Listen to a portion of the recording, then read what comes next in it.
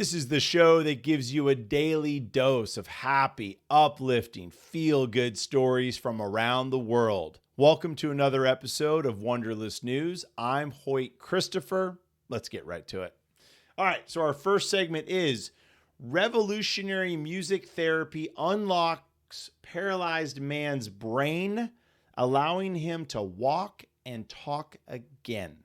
This had to be the story at the top of this show because it's really incredible. So this patient who was left almost completely paralyzed from a rare disease is now walking and talking again due to music therapy.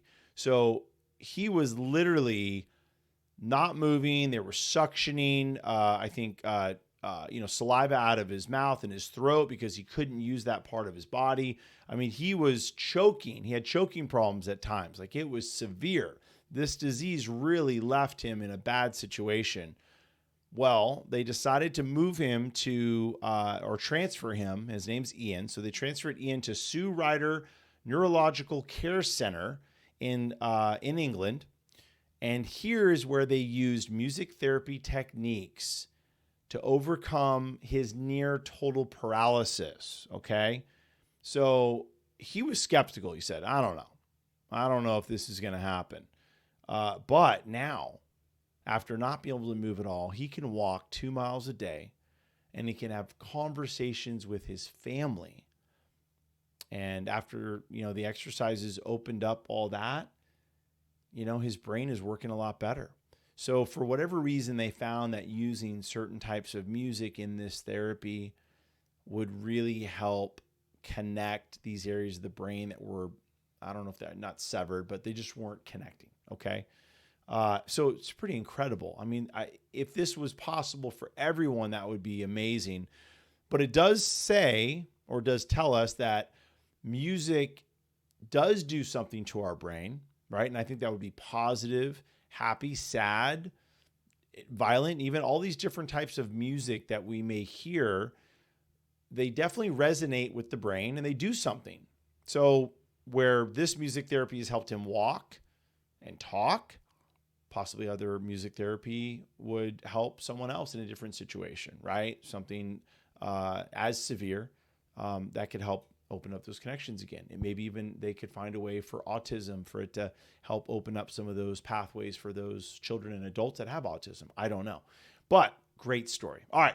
So next one, Sweden launches its first EV charging road to power vehicles that are on the move. So this is pretty incredible. Now, I read a little bit about this after I saw this story. So there are some vehicles in towns where there's charging cables above. So when bigger trucks that are electric vehicles, and this would be probably similar to like some of the buses and stuff you see, right, in some of the cities that we live in, they would connect to one of those parts of the city and it charges it up and gives it juice, and then, it can cruise on. The idea is that a larger vehicle that weighs a lot more is going to have that many more batteries in order for it to continue to make routes and do transport goods and services and such across different countries like Sweden.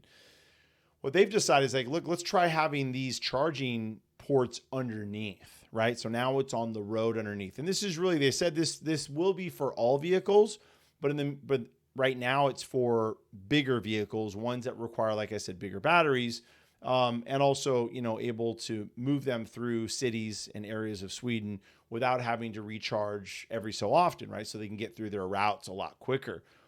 It's working. So what they said was, it's not as sensible for cars yet, but more trucks. It's wireless, or they're going to be building wireless infrastructures down the center of the lanes that send out an electromagnetic signal to a coil on the underside of the vehicle, small enough to be fitted to a sedan or tractor trailer. Okay, so soon.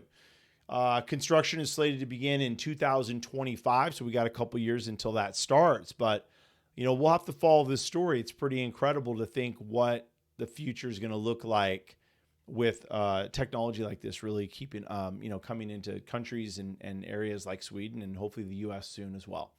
Awesome. Okay, so now it's time for our Wonderless moment of the day. It's brought to us by Rise by Shaman Angelina. She has an amazing store on Etsy with handmade necklaces and other jewelry.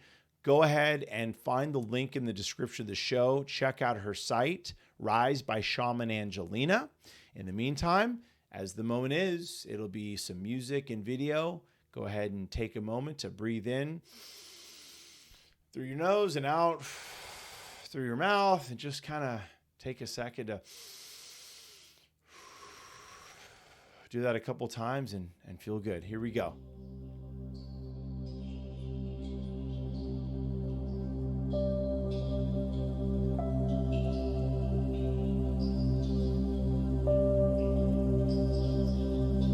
Wow. I love it. The choices that Rise by Shaman Angelina makes for us for this segment, this moment of the day, is so cool. Really enjoyed that. Hopefully you enjoyed it too. All right, next segment. Biker gang grants great grandma's birthday wish, taking her for a Harley ride on her 90th birthday.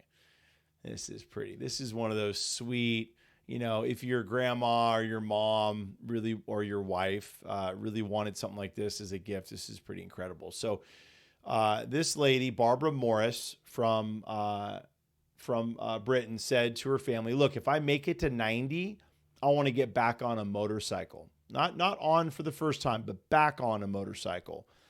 And in this case, not just any motorcycle. So guess what? She made it to 90. And Barbara was surprised by her family and friends when this amazing biker gang showed up. This biker group, biker club, not a gang, I shouldn't say that. Biker club showed up to take her on a ride around town on their Harleys. And it's really cool. Her smile is amazing. Apparently she doesn't have the best eyesight, so the family had to walk her up to the bike. And then once she got up to it and she could feel it, she's like, oh, this is a Harley-Davidson. Wow. And so she just, bam, she jumped on the bike and they took her around. It was really cool. She even had a dress on. She didn't care. She's like, no, I'm not putting on pants. I'm jumping on the dress. I'm getting on this bike. Who knows how long I got? But back in the day when she was, I think it was 19, she bought her first motorcycle, a little 350, a Royal Enfield 350. She cruised around going to college on that. And then her whole family, because of her excitement and love for motorcycles, caught on to it too. So it doesn't seem like it's that, unusual of an idea or request for a birthday, especially someone turning 90, except for the fact that she's 90, right? And she's on a motorcycle. But at that point, you're 90. I mean, you got to go for it, right? You made it to 90. Go crazy. Let your hair down. Heck, don't wear a helmet. Go for it. I don't know. Anyways, it was a great story. Hopefully you saw the picture in the beginning. All right. So now it's time for our Wonderless thought, which is going to be about big birthday surprises. Okay. So that story was about a 90-year-old woman who got to ride on a Harley-Davidson again. That's incredible. What other big birthday surprises do we have? And what years would that be, right? So 16, or what we know here in America, Sweet 16.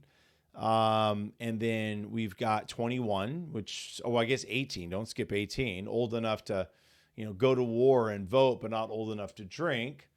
That's 21. So that's the next birthday. And then after 21, I don't know then it just kind of goes decade to decade, right? I mean, I turned 30. Oh, I turned 40. I'm over the hill. Well, at least that was the same when my dad was turning 40. But I don't know what's over the hill now. Then you turn 50. So I just turned 52. So on my 50th, I'll talk about mine. My big birthday was not a surprise. My big birthday was my buddy Frank and I had our 50th together. He's 10 years older than me. So his is on April 13th. I'm April 23rd. And we had this big party at a friend's house, beautiful outdoor area, huge tree house. And we had a band and we had games, and the theme was the Mad Hatter Party, right? So like Alice in Wonderland. And it was cool, having a big party every now and then, right? For big moments, because you've got anniversaries and the birthdays that I mentioned. It's good to celebrate. It's good to go big on those big days and those big moments. there's something about that, right? I mean, we could quietly have a celebration. You don't have to have a big one, but having something, I guess, make it big for you, right? It could be, hey, big for me is my wife and I going on a trip somewhere for a week to get away from the family. Cool. That's big. That's a big one. Or it could be, hey, I want all of my friends and family to celebrate this with me because this is my wedding or my anniversary or my 21st or my 50th, whatever it is. But big surprises, big birthdays, big parties. I think there's a need for that and always will be. It's nice to have those closest to you around you and part of a celebration like that. And for most of us, that means more than a few people, right? We all have a few friends, if not more. We all have a few family members, if not a lot more. So, of course, the parties should be big for those big moments. So, anyways, listen, if you have a great Wonderlous story that you want to tell, please send it to me here at wonderlessnews@gmail.com. I will read it. I will talk about it. Send me pictures, whatever you want. Love to hear your story. Also, if you like the show, like it, subscribe, follow, do all those fun things. We're on YouTube if you're watching right now. We're on Spotify as a podcast with video. We're on other podcast platforms like Apple and Google. So if you're watching or listening, check us out and follow us and do all those fun things so we know what we can do more of for you. In the meantime, thanks again for watching and listening. I'm Hoyt Christopher. See you tomorrow.